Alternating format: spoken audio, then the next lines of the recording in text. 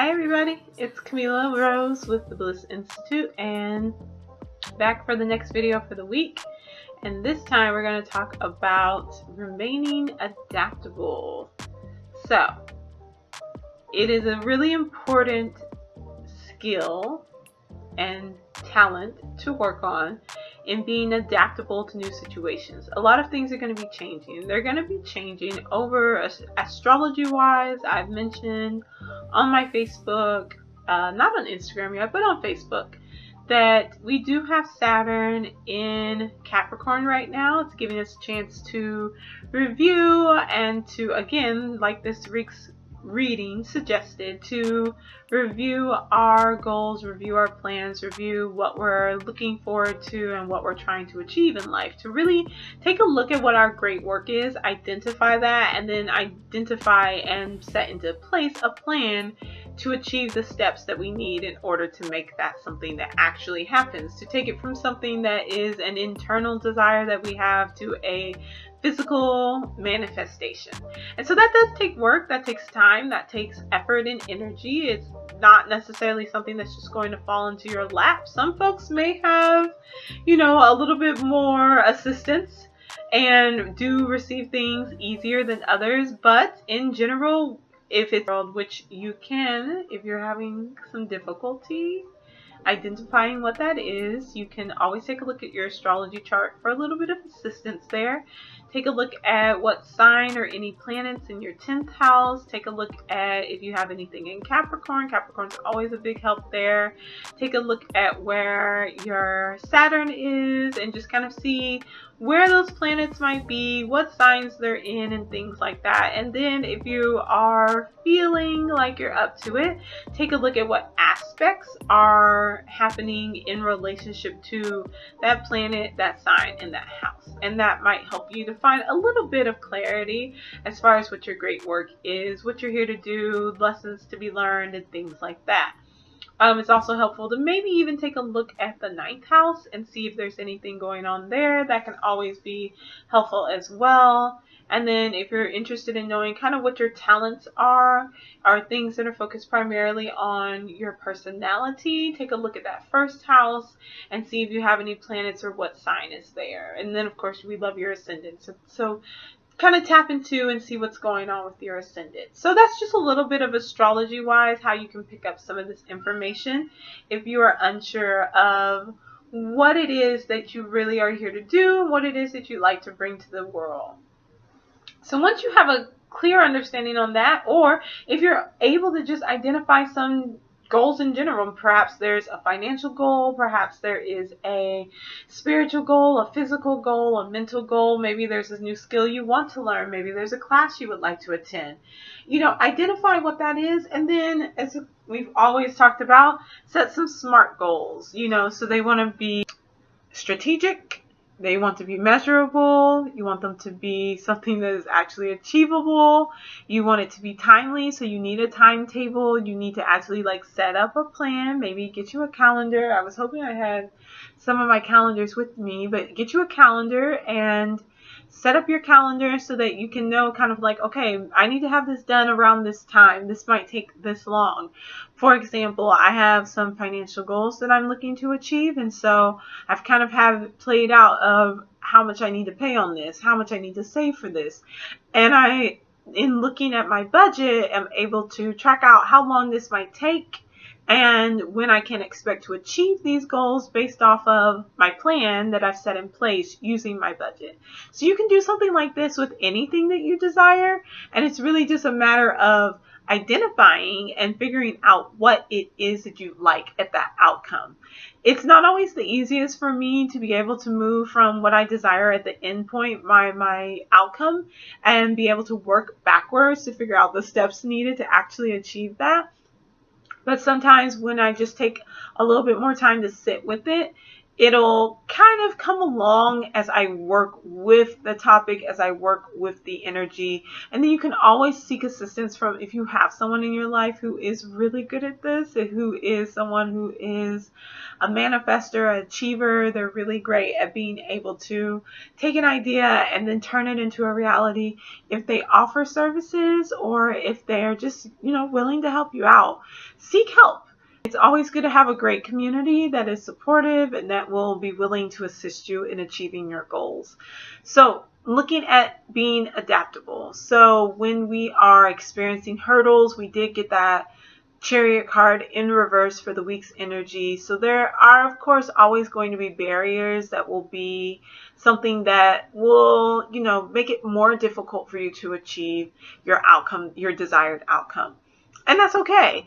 We should anticipate those, and we should not necessarily push against them or run away from them. We should be ready for when they show up, because more than likely they will show up. And then if they don't show up, that's even better. And that means you don't have to use your time or your resources that you had set aside in order to address them. Now you can take that energy and you can direct it more so into, again, achieving that goal. So remaining adaptable means remaining adjustable. Again, having an idea of what those barriers are, having an idea of what that timetable looks like, having an idea of what that outcome you would like or would desire to have. Some folks do really well with having a well-defined outcome. Others like to leave things up a little bit more to the air. Perhaps, you're interested in buying a house. Well, maybe you're not sure of where you want to be or what specific house, but you'd like to buy one. So you have a general idea of what you need. You're going to need money. You're going to need some form of stable income. You're going to need perhaps some assistance through a realtor and things like that. So you put those things into place while some of the other details are maybe still working themselves out, eventually creating a clear picture of what it is that you desire. There is always some steps that can be taken in achieving your dreams and your goals. It's just figuring out what that looks like. And sometimes the steps can just be shifting the way that you relate to the topic. If you find that you're trying to manifest some form of money or something like that, and you just have a really difficult time with it, examining your feelings around it, examining your relationship to it, doing some of that internal personal work can be really helpful.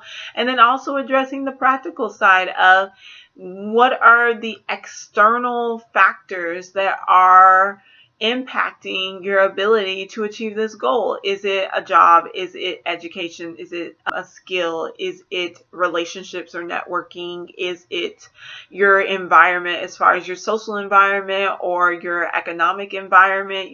Sometimes there are just systematically, they do not put these opportunities in these spaces for certain folks. So just having an understanding of that so that you can better know how to navigate that space and navigate that energy can be really helpful.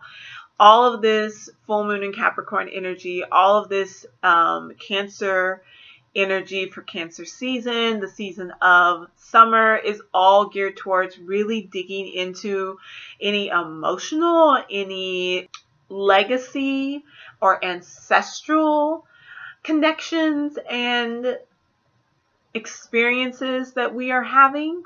And so having a moment to sit with that while also being able to adjust to what's going on around you, it takes a lot of bandwidth. So again, be gentle with yourself, be kind to yourself as you're doing this work at this time. Look to others so that you have a good support system, and then build up a really strong core within yourself, especially if you find that you are using that typical energy of Cancer and the stereotype of the mothering archetype energy of giving, giving, giving, and letting your own cup empty out, and then finding that you are unable to care for yourself in the same manner in which you would like. Take that time to make sure that you are balancing that out. I'm trying to move away a little bit from the word balance, so we'll get there. Harmonizing perhaps feels a little better, but just finding a way so that you make sure that you're able to give energy and take in energy, hold energy for what you needed, so that you can shift that in order to be able to actually put the time and the energy towards achieving your goals. There's a lot of ways in which remaining adaptable, remaining flexible can help you out in the end. And so kind of keeping that energy, again, flowing with that energy of summertime, of water, of energy, of emotions, it will support remaining flexible, as there are so many changes going up, and how these changes, which many can be unanticipated, barriers that you just would never even think to identify, how do you be able to have them show up and still be able to make some sort of progress, even if it's just energetic progress? And that's what we're looking at. That's what the work we're doing at this time. So be kind to yourself, be gentle. We can do this. Do that review, go over your goals, identify them, get clear.